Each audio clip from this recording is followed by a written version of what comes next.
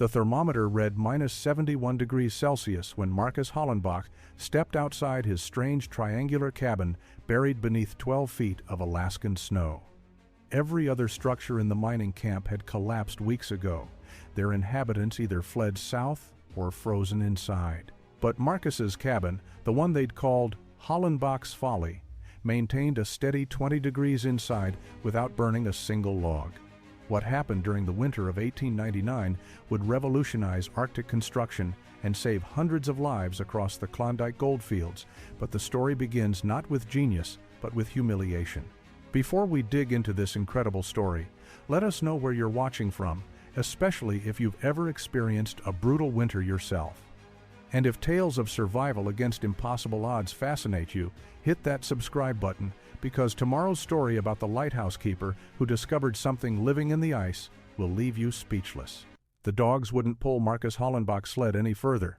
They stood in the muddy July street of Dawson Creek, panting in the brief Alaskan summer heat, while 36 miners gathered to stare at the peculiar cargo. Marcus had expected curiosity when he arrived at the mining camp, but he hadn't anticipated outright laughter. The sound echoed off the hastily built saloons and supply stores that lined the main thoroughfare, growing louder as more men emerged to see what was causing the commotion. What in the name of all that's holy is that supposed to be? James Thornton's voice carried over the crowd. The successful claim owner stood on the boardwalk outside the Northern Lights Saloon, his wool suit impeccable despite the frontier conditions. Thornton had struck gold within 2 months of arriving in Dawson Creek the previous year. His traditional log cabin sat on the hill overlooking the town, a symbol of proper frontier construction. He pointed at the strange triangular frame strapped to Marcus's sled, his expression mixing amusement with genuine bewilderment. Marcus wiped sweat from his forehead with a dirty sleeve. He was 34 years old, thin from the hard journey north, with intelligent eyes that held something his fellow miners couldn't quite identify. It might have been determination. It might have been desperation. The frames on his sled were unlike anything seen in Alaskan construction. 3 identical triangular sections, each 12 feet tall at the apex, built from specially milled lumber he had hauled 500 miles from Skagway. But it wasn't just the frames that drew stares. His sled also carried 400 pounds of precisely cut stone blocks, 10 sheets of what appeared to be metal roofing, 8 panes of actual glass wrapped in wool blankets, and strangest of all, a collection of tin pipes and metal ducting that belonged in a factory, not a mining camp. "Looks like someone robbed a geometry teacher and a factory at the same time," another miner called out. The crowd laughed harder. Marcus remained silent, unhitching his exhausted dogs and leading them to the water trough. He had learned that explaining his plans before people could see the results only invited more ridicule. The journey from Seattle had taken 43 days. He had spent another 2 weeks in Skagway, gathering the specific materials his design required. Every pound had cost him dearly, both in money and in the skepticism of freight handlers who couldn't understand why anyone would haul stone blocks into a territory full of stones. "You planning to build a church?" Thornton stepped down from the boardwalk, approaching Marcus's sled with the confident stride of a man who owned the best claim in the district. "Because that's what those frames look like. Some kind of chapel roof, though I can't imagine what you need with factory pipes in a house of worship." Marcus Hollenbach had not always been a figure of ridicule. 5 years earlier, he had been a rising architect in Hamburg, Germany, with a reputation for innovative industrial design. His drafting table had overlooked the Elbe River, and his clients included some of the city's most successful manufacturers. He specialized in factory construction, creating buildings that maximized efficiency while minimizing cost. His designs were praised in architectural journals for their clever use of materials and natural ventilation systems. At 29, he had everything a young professional could want, including an engagement to Elizabeth Muller, daughter of a prominent shipping merchant. The collapse happened on November 15, 1894, at 2:43 in the afternoon. Marcus knew the exact time because the factory's large clock tower fell last, its hands frozen at the moment of impact. The Steinberg Textile Works had been his most ambitious project, a 4-story brick and timber structure designed to house 800 workers and 50 mechanical looms. He had calculated the load bearings carefully, or so he thought. He had specified quality materials and proper construction techniques. But somewhere between his drawings and the finished building, corners had been cut, cheaper timber substituted, foundation depths reduced, critical supports eliminated to save money. When the structure failed, it failed catastrophically. The fourth floor collapsed onto the third, which drove into the second, which crushed the first. 312 workers died in less than 30 seconds. Marcus had been meeting with the factory owner 4 blocks away when they heard the sound, like thunder on a clear day. He ran through the streets, his portfolio of drawings scattering behind him, arriving to find a mountain of rubble where his building had stood. The rescue efforts continued for 6 days. Marcus worked alongside the crews, pulling bodies from the debris, many still clutching the textiles they had been working on when the ceiling came down. The official investigation blamed substandard construction practices, not the original design. But Marcus knew better. A good architect anticipated corruption. A good architect built in redundancies that would hold even if contractors cheated. A good architect didn't trust anyone else to ensure safety. He had trusted, and 312 people had paid for that trust with their lives. Elizabeth returned his ring a week after the funerals ended. Her father couldn't have his daughter married to the man whose name was now synonymous with Hamburg's greatest industrial disaster. Marcus didn't blame her. He couldn't look at his own reflection without seeing those crushed bodies. He left Germany on January 2, 1895, taking a steamer to New York with one trunk and a determination to never design another building. But habits of mind die hard. On the ship, he found himself sketching improvements to the vessel's ventilation system. In New York, working as a dock laborer, he mentally redesigned every warehouse he loaded. When news of the Klondike gold strike reached the East Coast, he saw an opportunity to disappear completely into a place where no one would know his history. Marcus began digging at dawn on July 20, 1899. The sound of his shovel breaking ground drew a small crowd of early risers who had nothing better to do than watch the German make a fool of himself. By the time the sun climbed above the mountains, 20 men stood around the edges of his lot, coffee mugs in hand, offering commentary on his technique. Marcus ignored them, focusing on the precise dimensions he needed to achieve. 4 feet down, 12 feet wide, 20 feet long. The excavation would take him at least a week working alone. "You planning to bury yourself before winter does it for you?" someone called out. The comment drew chuckles, but Marcus kept digging. The soil here was different from Hamburg, full of rocks and permafrost layers that required a pickaxe to break through. His hands, soft from years of drafting work, began to blister by noon. But the pain was useful. It kept his mind focused on the present, instead of drifting to memories of collapsed buildings and frozen clock faces.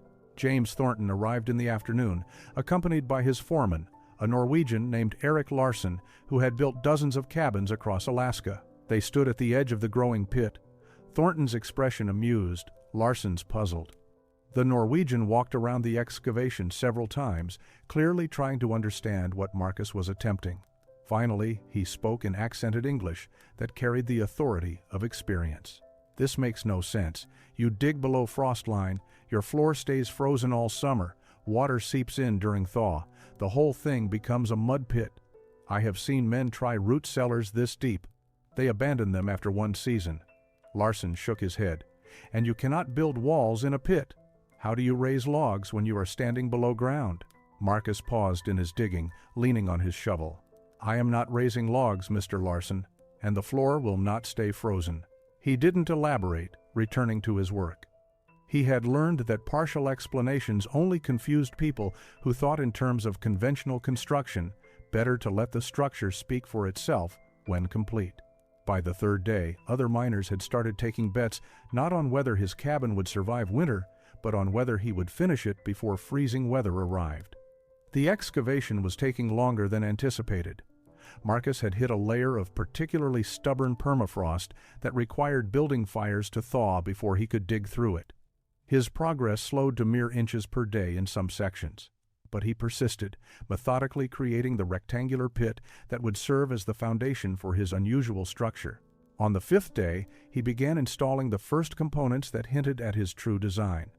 He laid perforated tin pipes along channels he had carved into the pit floor, covering them with gravel. The pipes connected to vertical ducts at the corners of the excavation. Observers assumed it was some kind of drainage system, though they couldn't understand why anyone would need such elaborate drainage in a climate where everything froze solid for 8 months of the year. Marcus then began placing his stone blocks, not randomly, but in specific patterns along the pit walls. Each block was positioned to create channels and chambers within the earthen walls. He mixed a mortar from local clay and sand, carefully sealing each joint. The work was painstaking. Where a man building a log cabin might raise entire walls in a day, Marcus spent 3 days just creating the stone infrastructure within his pit. The blocks formed thermal mass chambers that would store and slowly release heat, but to observers, it looked like the foundation for a medieval dungeon. The real innovation began when Marcus started assembling his triangular frames over the pit. He had waited until August 1st, wanting the foundation work complete before revealing the true nature of his design. The frames went up quickly, each triangle interlocking with the others to create a pyramid structure that rose 12 feet above ground level. The geometry was simple, but the effect was striking. Where every other building in Dawson Creek consisted of rectangular walls and peaked roofs, Marcus's structure looked like it belonged to another civilization entirely. "It's a damned Indian teepee made of wood," someone shouted from the growing crowd of observers. But Marcus knew the comparison was more accurate than the speaker intended. Indigenous structures across the world used triangular geometry for good reasons. The shape distributed weight evenly, shed wind and snow naturally, and created interior spaces that promoted air circulation. His innovation was combining this ancient wisdom with modern materials and thermal principles no traditional builder in Dawson Creek understood. The metal ducting came next. Marcus installed vertical pipes along the interior corners of the triangular frame, connecting them to the horizontal pipes he had laid in the foundation. The system created a continuous circuit from below ground to the peak of the structure.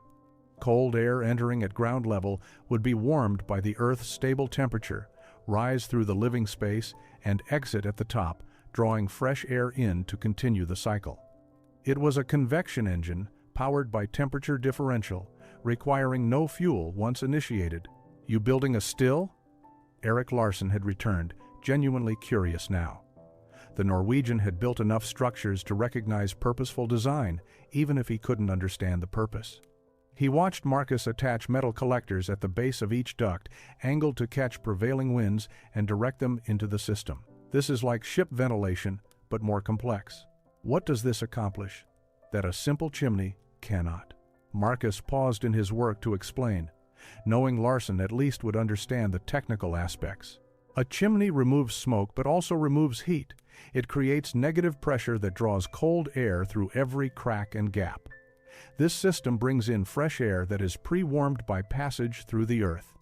The thermal mass of the stone chambers stores heat during the day and releases it at night. The metallic surfaces reflect radiant heat back into the living space. Every element works together." The crowd had grown silent, listening to the explanation. Some dismissed it as fancy talk from an educated fool. Others, particularly those who had struggled through previous winters, began to see the logic. Thornton, who had been watching from his usual position outside the saloon, walked closer to examine the construction. Despite his mockery, he was successful because he recognized opportunity. If the Germans' design actually worked, it might be worth copying. By mid-August, Marcus had enclosed the structure with his metal roofing material, creating a skin that looked nothing like traditional construction. The triangular faces were covered in overlapping sheets that shed water perfectly and reflected sunlight to prevent summer overheating. He installed his precious glass panes at strategic points, not as windows in the conventional sense, but as solar collectors. Each pane was angled to capture maximum winter sun when the sun traveled low across the horizon. The interior took shape slowly. Marcus built platforms at different levels within the triangular space, creating separate areas for sleeping, cooking, and storage without dividing the airflow. Every surface served multiple functions. The sleeping platform was positioned above the thermal mass chambers to capture rising heat. The cooking area vented into the convection system, adding warmth without smoke. Storage spaces were built into the walls, insulated by the earth itself. October arrived with a suddenness that caught even experienced miners off guard. On the morning of October 3rd, Dawson Creek woke to find 6 inches of snow blanketing the valley. The temperature had plummeted 20 degrees overnight, and ice crystals hung in the air like suspended glass. Marcus stood outside his completed structure, watching his breath cloud in the frigid dawn. 3 months of labor had produced something that still drew stares and occasional laughter, but now the real test would begin. The other miners were scrambling to finish their winter preparations. Sounds of hammering echoed across the camp as men reinforced doors, patched gaps in chinking, and hauled last-minute supplies to their cabins. Thornton supervised a crew adding an extra layer of logs to his storage shed, knowing that running out of firewood meant death. The price of split wood had already doubled in town, and it would triple again before December. Everyone understood the mathematics of survival. A conventional cabin burned a cord of wood per month in moderate cold, double that when temperatures dropped below -40. Marcus had different preparations to make. He spent the morning adjusting the dampers in his ventilation system, calibrating the airflow for the new temperature differential.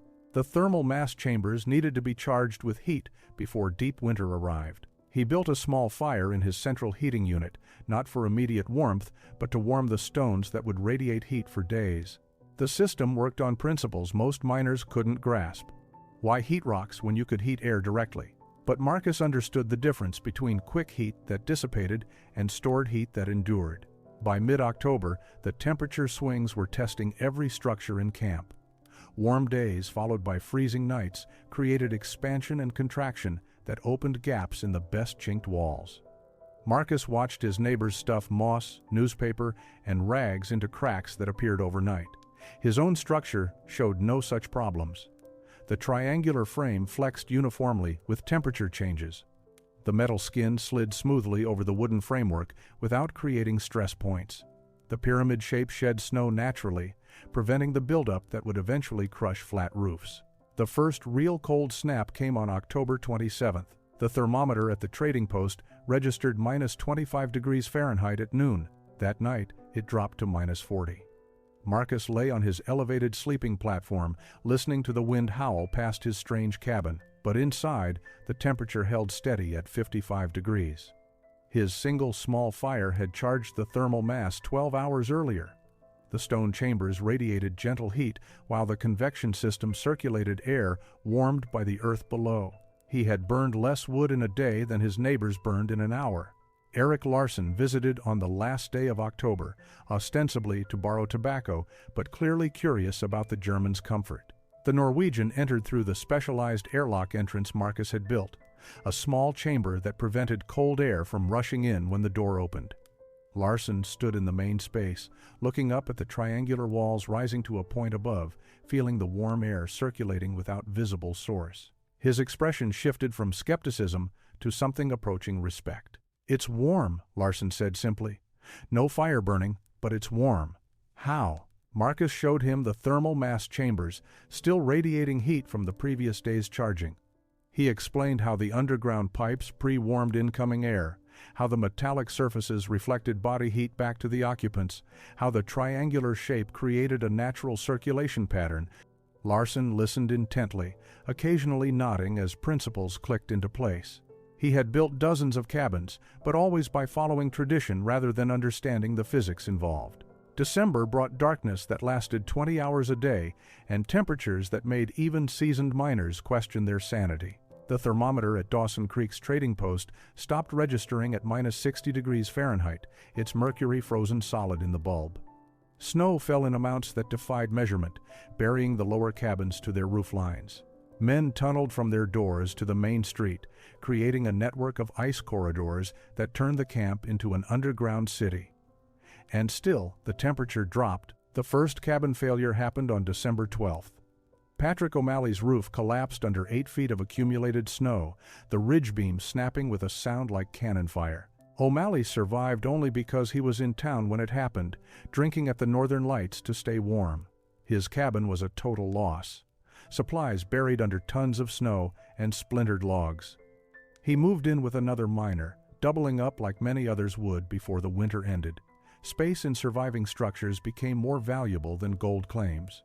Marcus watched these developments from his triangular haven, maintaining steady temperatures with minimal fuel use. His pyramid shape shed snow naturally, the steep angles preventing accumulation. While other miners climbed onto dangerous roofs to shovel tons of snow, risking falls and exhaustion, Marcus's structure maintained itself. The metal skin creaked occasionally as snow slid off, but the frame held without strain.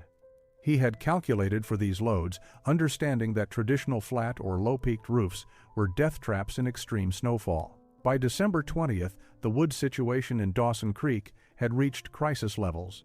The price per cord hit $40, when a man could find any for sale.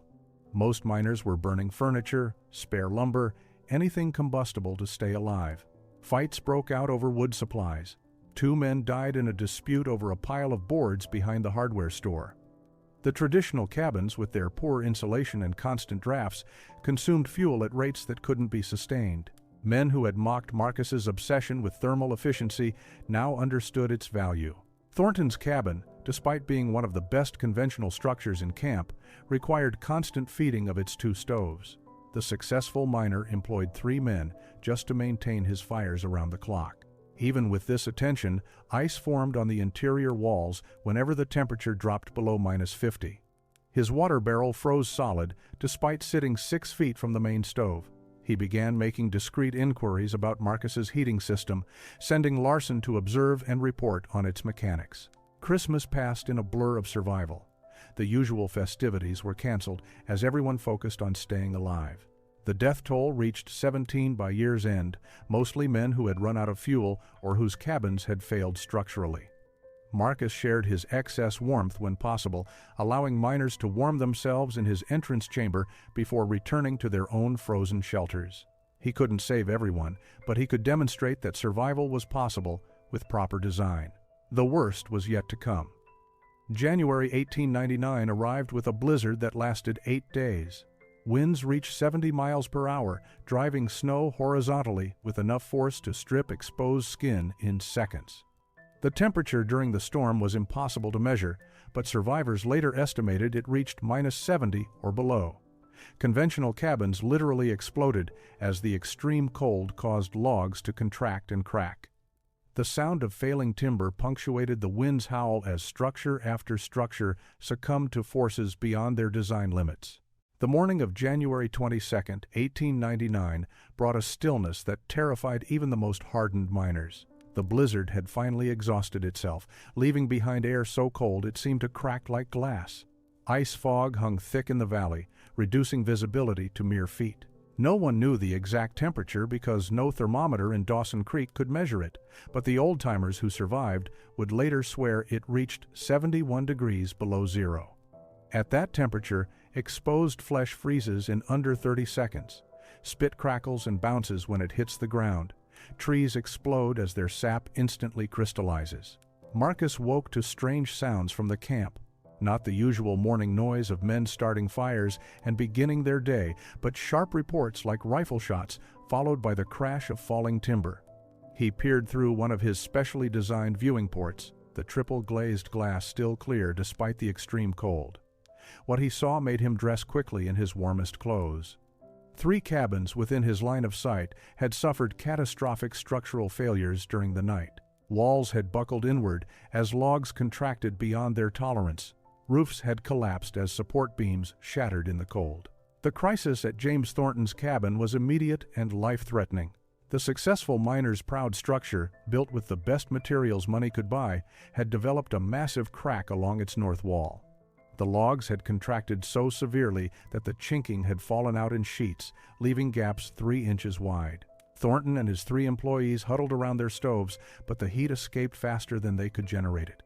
Ice was forming on their clothing even as they stood next to the fire. They were dying by degrees, and everyone knew it. Marcus didn't hesitate. He dressed in layers, wrapped his face completely except for his eyes, and ventured into the lethal cold. The 100 yards to Thornton's cabin might as well have been 100 miles. Each breath burned his lungs despite the wool scarves filtering the air. His eyes watered and the tears froze instantly on his cheeks. By the time he reached Thornton's door, his outer clothes were sheathed in ice from his own frozen perspiration. He pounded on the door until someone inside managed to open it.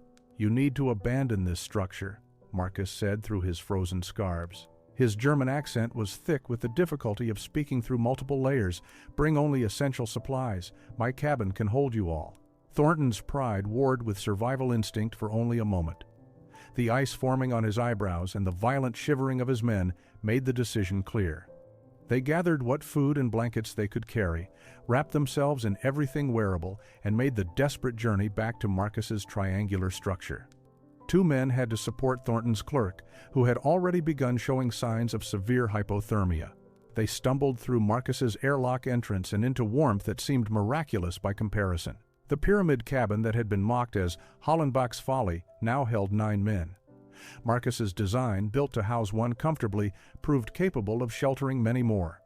The efficient heating system maintained livable temperatures even with the constant opening of the door as Marcus made additional rescue runs. He brought in Eric Larson and his family, the trading post owner whose roof had collapsed, and 6 other miners whose cabins had failed. By nightfall, 23 people occupied the triangular space that conventional wisdom said was too strange to be practical. Inside Marcus's triangular shelter, 23 souls discovered what proper Arctic engineering could achieve.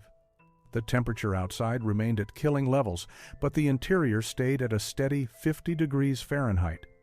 Men who had been hours from death gradually stopped shivering as warmth penetrated their frozen clothes. The space that had seemed strange and impractical now revealed its genius. The triangular shape created natural air circulation that distributed heat evenly. No cold corners existed where ice could form. No dead air pockets trapped moisture that would freeze on inhabitants. Eric Larson, recovered from his near-death experience, studied the structure with professional interest. He traced the path of warm air rising from the thermal mass chambers, circulating along the angled walls and returning through the floor-level ducts. The Norwegian had built dozens of cabins, but never understood why they fought constant battles against cold spots and drafts. Here, the battle was already won through design. The pyramid shape that had drawn mockery created a convection engine that worked with physics rather than against it. "The triangle is nature's strongest shape," Marcus explained to the assembled survivors. He sketched on a piece of paper, showing how vertical loads distributed evenly along the angled walls. "A rectangular wall must resist force at single points. When logs contract from cold, those points fail. But triangular bracing distributes stress throughout the entire structure. No single point can fail, because all points support each other." James Thornton, humbled by his rescue, asked the question everyone wondered. "How did you know to build this way? This isn't taught in any construction manual I've seen." Marcus told them about the Inuit igloos he had studied, how indigenous peoples had solved these problems thousands of years ago. He explained his observations of how dome and pyramid shapes appeared in vernacular architecture wherever extreme conditions existed. The yurt, the teepee, the igloo, all used triangular or curved geometry because rectangular structures failed under environmental stress. European construction traditions, developed in temperate climates, simply didn't apply to Arctic conditions. The thermal mass system drew particular attention. Thornton's engineer, a man named Wallace who had designed mine structures throughout Alaska, examined the stone chambers with growing excitement. The principle was ancient. Medieval castles used thick stone walls for temperature stability, but Marcus had refined it for extreme efficiency. By channeling air through the warmed stones, he multiplied their effect. 1 fire's worth of heat could radiate for days through the mass, like a battery storing energy for gradual release. As days passed with no break in the cold, word spread through the surviving population about the Germans' pyramid cabin. Other miners attempted desperate journeys to reach it, though not all succeeded. The structure designed for one was now sheltering 35 people in rotating shifts. Men slept in 8-hour rotations, while others sat against the warm walls, sharing food and stories. The cabin became Dawson Creek's literal center of survival, the one point of warmth in a landscape of death. The ventilation system proved crucial with so many occupants. Where conventional cabins would have become suffocating with such crowding, Marcus's convection design continuously refreshed the air. The underground ducts pre-warmed incoming air to comfortable levels while exhausting stale air through the peak vents. No one suffered from the headaches and nausea that plagued overcrowded conventional shelters. The system Marcus had designed for efficiency now saved lives through its capacity to handle extreme occupation. The Great Cold finally broke on February 15, 1899. The temperature rose to merely minus 20 degrees Fahrenheit, which felt tropical after weeks of minus 60 and below. As ice fog lifted from the valley, the full extent of Dawson Creek's devastation became visible. Of the original 47 structures in camp, only 12 remained fully intact. The rest showed varying degrees of failure, from collapsed roofs to completely flattened ruins. Marcus's pyramid stood unmarked by the winter's assault, its metal skin gleaming in the weak sunlight. The true miracle became apparent as survivors emerged and compared experiences. Every conventional cabin that had survived belonged to miners who had implemented at least some of Marcus's principles during the crisis. Men had frantically installed crude thermal mass systems using heated rocks. Others had reinforced their corners with triangular bracing made from scavenged lumber. The trading post owner had redirected his stovepipes through underground channels, creating a primitive version of Marcus's pre-warming system. These desperate adaptations had meant the difference between life and death. Government inspectors arrived in early March, sent from Skagway to assess the disaster and determine aid requirements. The team included an Army Corps engineer named Captain Douglas Morrison, who had designed cold weather facilities for military posts throughout Alaska.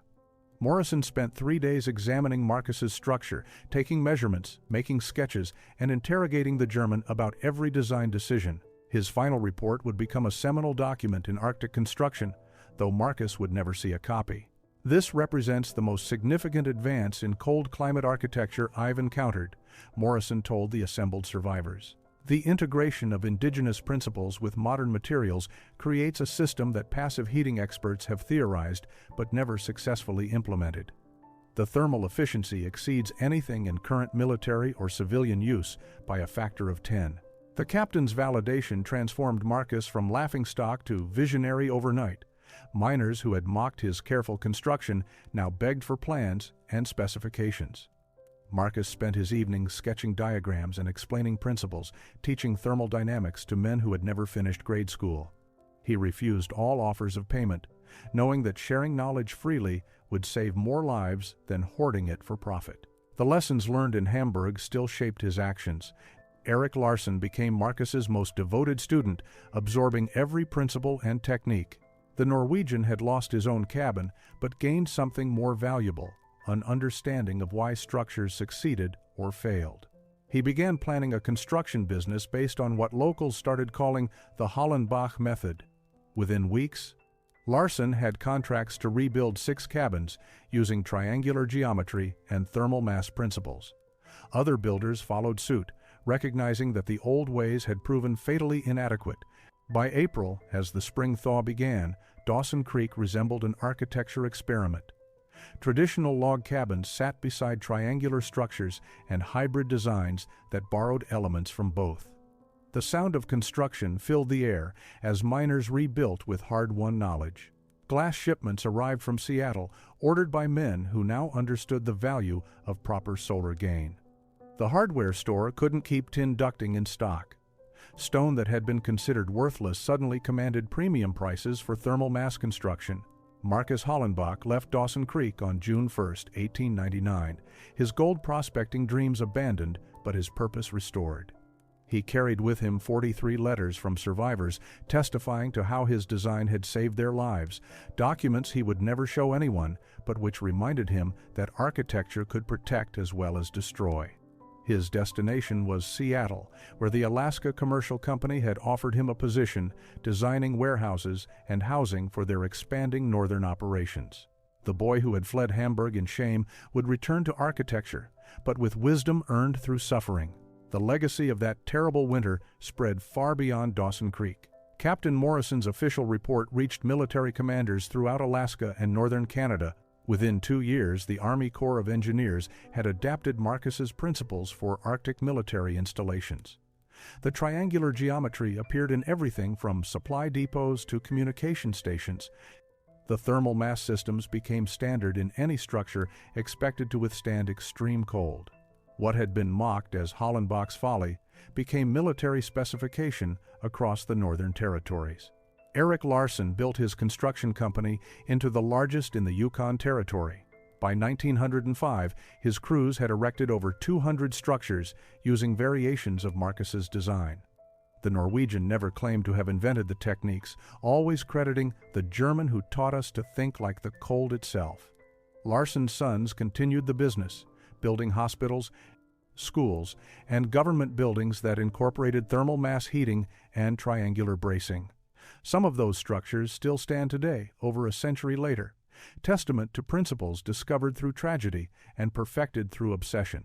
The Klondike Gold Rush ended by 1903, but the architectural revolution it spawned continued. Missionaries building churches in the Arctic incorporated pyramid designs. Trading posts used thermal mass principles. Even the railroad companies, pushing lines into previously impossible territories, built stations that could withstand any weather.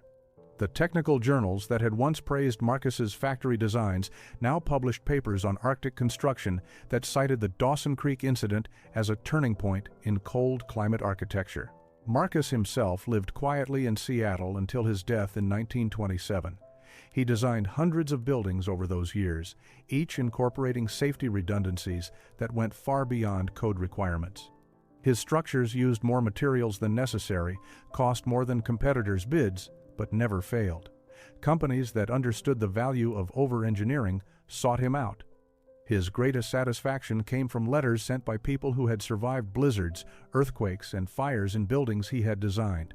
He never spoke publicly about Hamburg or Dawson Creek, but both experiences shaped every line he drew. The mathematical principles Marcus discovered through trial and error were later validated by academic researchers.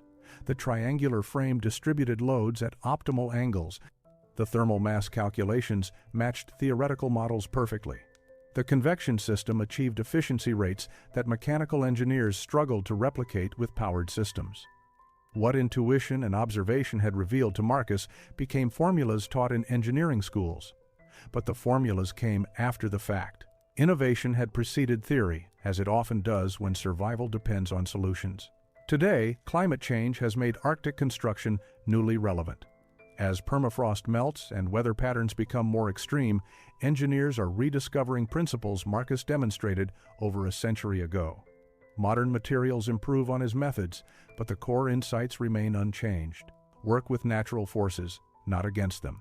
Understand indigenous wisdom before imposing outside solutions. Design for the worst conditions, not average ones. Build in redundancies that seem excessive until they save lives.